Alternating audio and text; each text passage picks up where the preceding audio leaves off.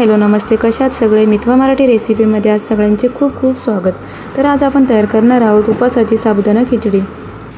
तर आषाढी एकादशी असली, महाशिवरात्री असली किंवा मोठी एकादशी असली की सगळे उपवास करतात। काही लोक हाऊस म्हणून उपवास करतात, तर कोणी उपवास खरंच करायचा म्हणून मनापासून उपवास करतात, तर काही लोक साबुदाणा खिचडी खायची म्हणून उपवास करतात। तर पाहू शकता तुम्ही इथे मी 2 वाटी साबुदाणा घेतलेला आहे। तर आपल्याला तो आदल्या दिवशी रात्री भिजवायचा आहे। प्रथम आपल्याला साबुदाणा इथे स्वच्छ पाण्याने 2 ते 3 वेळा धुवून घ्यायचा आहे। बऱ्याचदा साबुदाणा करताना तो असा चिकट होतो, त्याचे गोळे गोळे होतात किंवा वातड होतो। तसं होऊ नये म्हणून अगदी व्यवस्थित टिप्स सहित इथे रेसिपी सांगितलेली आहे।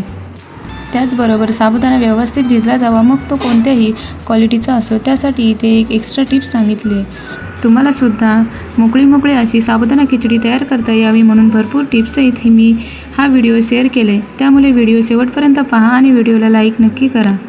आता आपण इथे साबुदाणा स्वच्छ धुवून घेतला। त्यानंतर एका पसरट भांड्यामध्ये साबुदाणा आपण भिजायला टाकणार आहोत। त्यामध्ये 2 वाटी साबुदाणा घेतला म्हणून आपण त्यामध्ये 2 वाटी पाणी घालणार आहोत। पाहू शकता तुम्ही इथे साबुदाणा पूर्ण पाण्यामध्ये बुडले। अशा प्रकारे तुम्ही साबुदाणा पाण्यात भिजवून घेऊ शकता।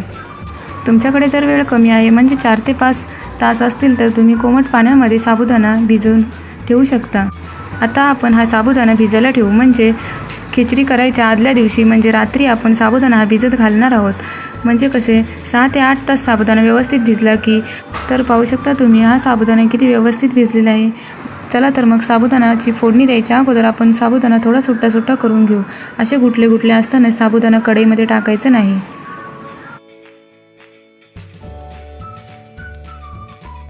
साबुदाणा करण्यासाठी आपल्याला लागणार आहे शेंगदाण्याचं कूट। तर प्रथम आपण इथे 1 वाटी शेंगदाणे भाजून घेतलेले आहेत, ते आपण मिक्सरच्या भांड्यामध्ये ऑन ऑफ मोडवर वाटून घेणार आहोत।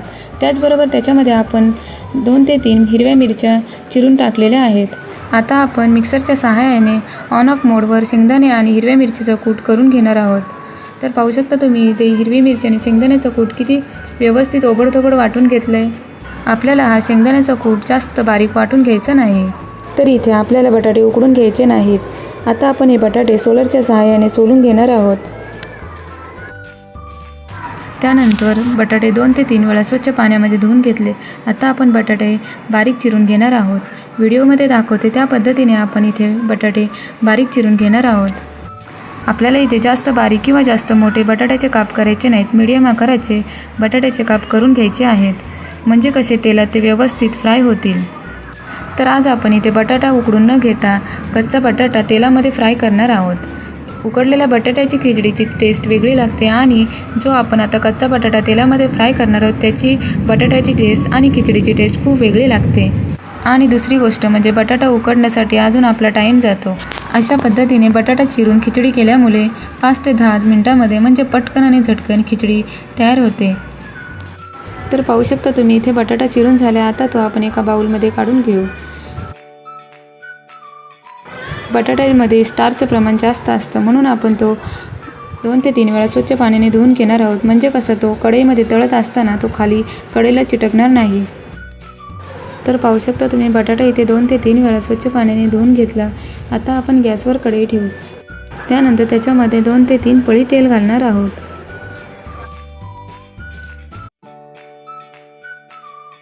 तेल घालून झाल्यानंतर आपण जो धुवून घेतलेला बटाटा होता तो आपण घालणार आहोत। इथे आपण तेल जास्त तापून द्यायचं नाही, कारण बटाटा ओला असतो, म्हणजे बटाट्यामध्ये पाण्याचं थोडं प्रमाण असतं आणि जर तेल गरम झालेलं असेल तर ते तेल अंगावर उडण्याची भीती असते, म्हणून आपण थोडं कोमट तेल असतानाच हा बटाटा घालणार आहोत। म्हणजे बटाटा घालत असताना आपण गॅसची फ्लेम स्लो ठेवणार आहोत। बटाटा कढईमध्ये घालून झाल्यानंतर आपण गॅसची फ्लेम स्लो टू मीडियम ठेवून हा बटाटा आता आपण शिजवून घेणार आहोत। आता आपण हे थोडं हलवून घेऊ। बटाट्याला कसं लाल रंग येईपर्यंत आणि थोडा शिजेपर्यंत आपण हा बटाटा शिजवून घेणार आहोत। गॅसची फ्लेम स्लो करून आपण कढईवर झाकण ठेवून 1-2 मिनटासाठी हा बटाटा शिजवून घेऊ। 2 मिनटं झालेली आहेत। तर पाहू शकता तुम्ही बटाटा थोडा क्रिस्पी झालेला आहे। आता थोडं बटाटा हलवून घेऊ। परत आपण 1-2 मिनटासाठी झाकण ठेवून हा बटाटा शिजवून घेणार आहोत। 2 मिनटं झालेली आहेत। कढईवरचं झाकण काढून पाहू शकता तुम्ही बटाटा व्यवस्थित शिजलेला आहे। आता बटाटा थोडा हलवून घेऊ। तर पाहू शकता तुम्ही इथे बटाटा व्यवस्थित शिजलेला आहे. एक 5 मिनिटातच बटाटा किती व्यवस्थित क्रिस्पी शिजून तयार झाला आहे. आता आपण त्याच्यामध्ये घालणार आहोत शेंगदाण्याचा कूट. गॅसची फ्लेम स्लो करून आपण आता शेंगदाण्याचा कूट आणि बटाटा तेलामध्ये थोडं 1 मिनिटासाठी फ्राय करून घेऊ. तुम्हाला जर ही रेसिपी आवडली असेल तर लाईक करा, चॅनलला सबस्क्राईब करा. सबस्क्राईब केल्यानंतर बेल आयकॉनवर क्लिक करायला मात्र विसरू नका. ऑलवर क्लिक करा म्हणजे मी तयार केलेली प्रत्येक रेसिपीची नोटिफिकेशन सगळ्यात अगोदर तुम्हाला येईल. आता शेंगदाण्याचा कूट, हिरवी मिरची आणि बटाटा व्यवस्थित मिक्स झाले. आता आपण त्याच्यामध्ये घालणार आहोत भिजवून घेतलेला साबुदाणा. तुम्हाला जर पाहिजे असेल तर इथे फोडणीसाठी जिरंसुद्धा वापरू शकता, नाहीतर फोडणीसाठी कोथिंबीरसुद्धा वापरू शकता. पण उपवासाच्या दिवशी जिरा आणि कोथिंबीर आपण खात नाही, म्हणून आपण उपवासाची खिचडी करत असताना साबुदाण्यामध्ये जिरा आणि कोथिंबीर टाकणार नाही. आता आपण हे मिश्रण सगळं व्यवस्थित मिक्स करून घेऊ. व्यवस्थित मिक्स झाल्यानंतर आपण त्याच्यामध्ये घालणार आहोत 1 चमच मीठ. तुम्हाला जर पाहिजे असेल तर तुम्ही मीठ टाकल्यानंतर थोडी मिरची पावडरसुद्धा ॲड करू शकता, म्हणजे खिचडी तिखट होण्यासाठी, नाही तर खिचडीला छान रंग येण्यासाठी तुम्ही मिरची पावडरचा सुद्धा वापर करू शकता. आता आपण व्यवस्थित मिक्स करून घेऊ. व्यवस्थित मिक्स झाल्यानंतर आपण आता कढईवर झाकण ठेवून 3 ते 4 मिनिटासाठी गॅस स्लो करून ही खिचडी शिजवून घेणार आहोत. 3 ते 4 मिनिटं झालेले. कढईवरचं झाकण काढून थोडं खिचडी हलवून घेऊ.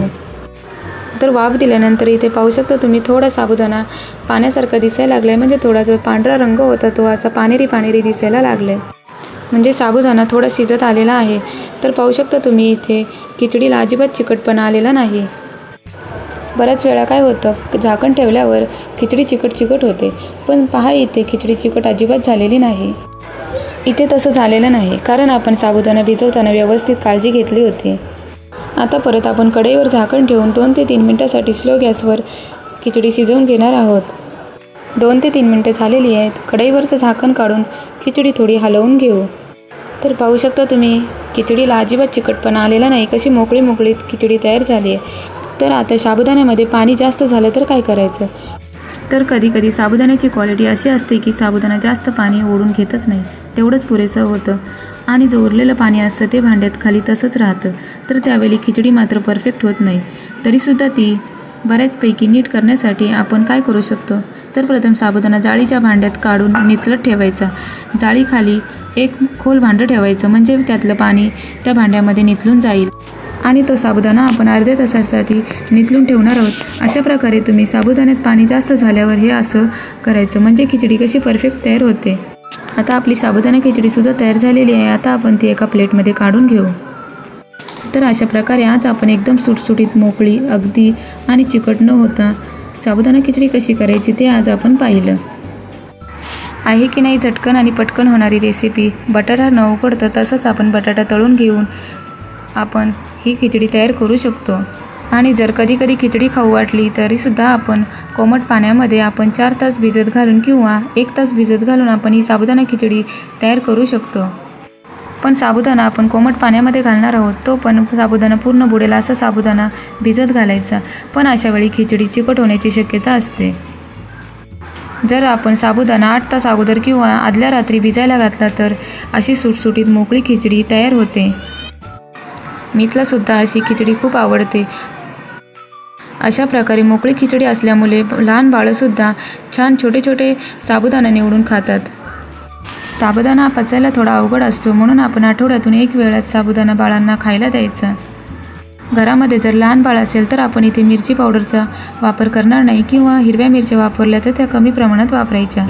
आणि दुसरं म्हणजे भाजलेले शेंगदाणे आणि हिरव्या मिरच्या दोन्ही एकत्र आपण मिक्सरच्या भांड्यामध्ये बारीक करून घेतल्यामुळे आणि त्यानंतर खिचडीमध्ये टाकल्यामुळे साबुदाण्याच्या प्रत्येक दाण्याला कसं साबुदाणा आणि हिरवी मिरचीची टेस्ट राहते. अशाच मस्त चमचमीत आणि झणझणीत रेसिपीसाठी मितवा मराठी रेसिपीला सबस्क्राईब करा आणि त्याचबरोबर बेल आयकॉनवर क्लिक करा. Bye bye. तर कशी वाटली आजची रेसिपी हे कमेंट करून नक्की. पुन्हा भेटूयात अशाच एका नवीन रेसिपीमध्ये. तोपर्यंत